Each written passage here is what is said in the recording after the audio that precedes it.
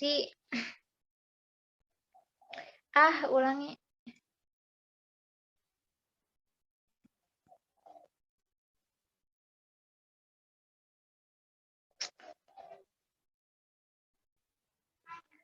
Bismillahirrahmanirrahim. Assalamualaikum warahmatullahi wabarakatuh.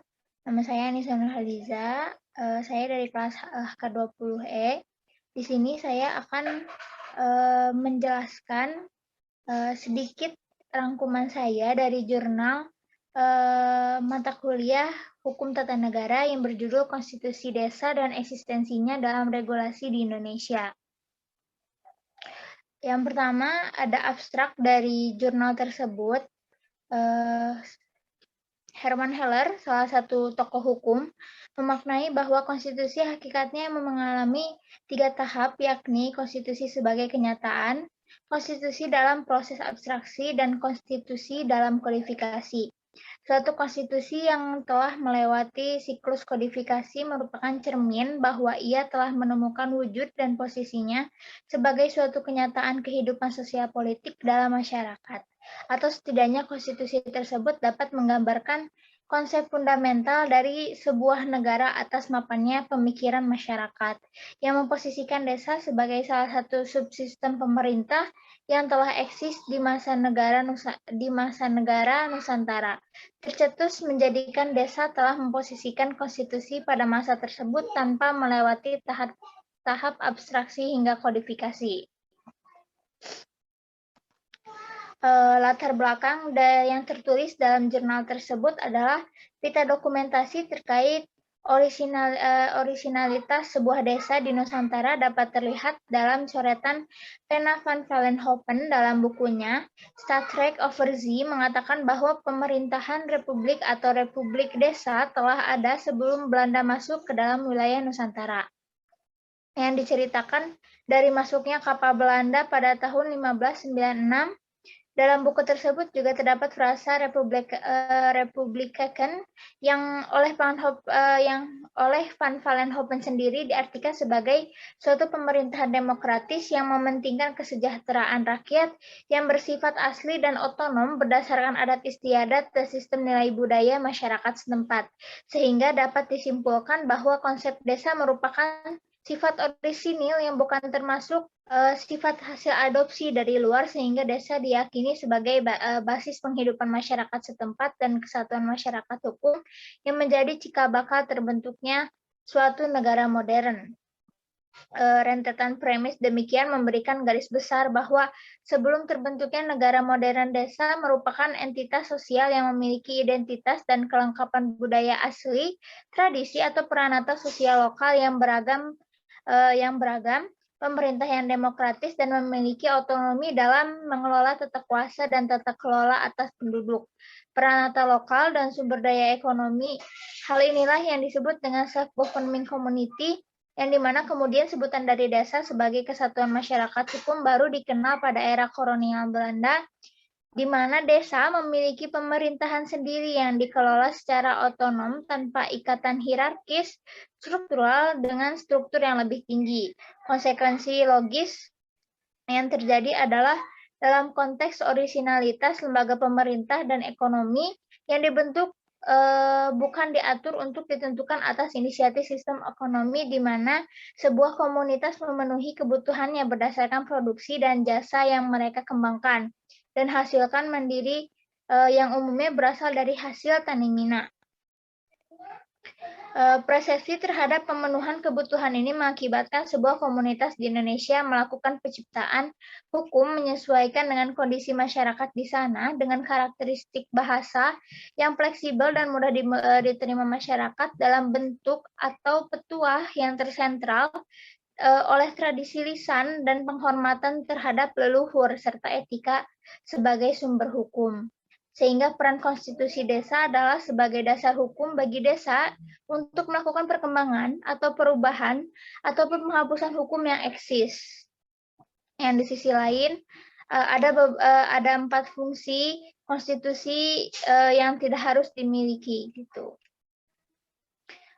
Langsung ke dalam pembahasan.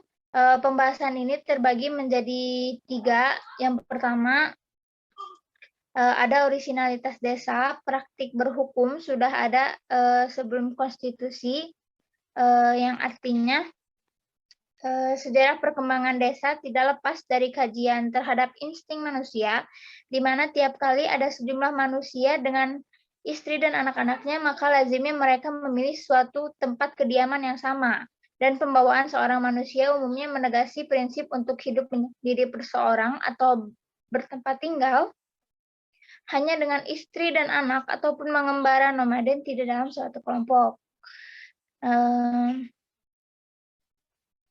Skema alir dalam penjelasan yang tadi itu telah membentuk suatu susunan pemerintah secara sederhana pada umumnya yang terdiri dari kepala desa dan para petugas yang dibutuhkan, baik petugas yang mengurus perairan, perkebunan, kerohanian, hubungan masyarakat, keamanan dan pelaksanaan tugas wilayah. Di samping itu juga dibentuk lembaga sesepuh desa yang berfungsi sebagai penasehat desa. Sehingga yang pada umumnya lembaga sesepuh desa ini terdiri dari orang-orang tua dan pendukung spiritual yang ikut dalam kegiatan membuka hutan atau lahan kosong. Hal ini dikarenakan masyarakat desa juga berdasarkan inisiatif sendiri tanpa campur tangan dari pihak manapun dan mengurus dirinya sendiri dan mengembangkan sistem kelembagaan sendiri sehingga mampu mengatasi masalah yang dihadapi. Yang kedua, ada identifikasi hukum adat sebagai objek nomoi yang sebagaimana dikemukakan di bagian pendahuluan. Ketika desa membuat sebuah hukum, esensinya merupakan suatu refleksi dari apa yang masyarakat yakini sebagai pandangan hidup yang sesuai dengan perasaan keadilan dan kepatutan. Formulasinya yang tradisional, hukum adat secara umum dicirikan oleh penyampaian yang dilakukan secara tidak tertulis dalam kehidupan masyarakat. Bentuknya yang tipikal dari hukum adat terletak dalam tradisi lisannya. Adapun kodifikasi itu berlangsung, maka dia bukanlah sebuah aturan, melainkan sekadar pengecualian yang di beberapa tempat di mana kita mendapatkan sumber adat yang tertulis itu contohnya ada Lombok. Fungsi utama mereka secara umum terletak pada pernyataan yang bersifat preskriptif, yang hukum adat itu tidak pernah secara sistematis mengikuti metode legislasi ataupun kodifikasi sebab ia merupakan manifestasi secara langsung dari perasaan keadilan dan kepatutan yang dimiliki masyarakat secara umum. Dengan demikian, baik sumber maupun perkembangannya, hukum adat terletak dalam kehidupan masyarakat yang tidak tergantung pada proses teknis dari legislasi. Yang terakhir ada merangkai tentang konstitusi desa dan telaahnya dalam regulasi desa. Konstitusi ini merupakan kaidah dalam bentuk tertulis atau tidak tertulis yang memiliki 3 nilai. Yang pertama ada nilai normatif, nilai nominal, dan nilai sematik. Dan beberapa fungsi kedudukan konstitusi adalah konstitusi berfungsi sebagai dokumen nasional yang berisikan perjanjian luhur, kesepakatan, politik, hukum, budaya, pendidikan, ekonomi, kesejahteraan, dan aspek fundamental yang menjadi tujuan negara. Konstitusi juga sebagai piagam kelahiran baru, sumber hukum tertinggi, identitas nasional, dan lambang persatuan, alat untuk membatasi kekuasaan, pelindung HAM, dan kebebasan warga negara, pemberi atau sumber legitimasi terhadap kekuasaan negara. Konstitusi juga bisa menjadi fungsi penyalur atau pengalih kewenangan dari sumber kekuasaan yang asli kepada organ negara. Fungsinya juga sebagai simbolik, sebagai rujukan identitas dan keagungan kebangsaan. Konstitusi juga sebagai fungsi simbolik sebagai pusat upacara.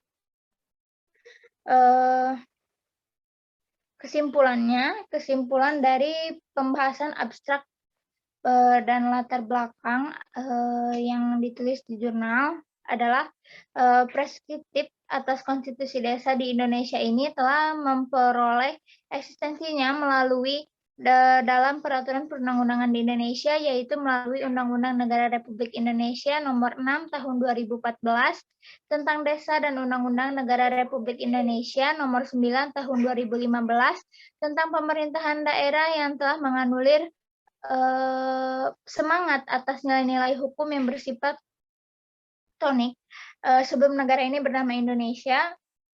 Pola demikian secara konstekstual ini terlaksana pada tahun 2014 sejak teranulirnya prinsip rekognisi dan subsidiaritas melalui Undang-Undang Desa.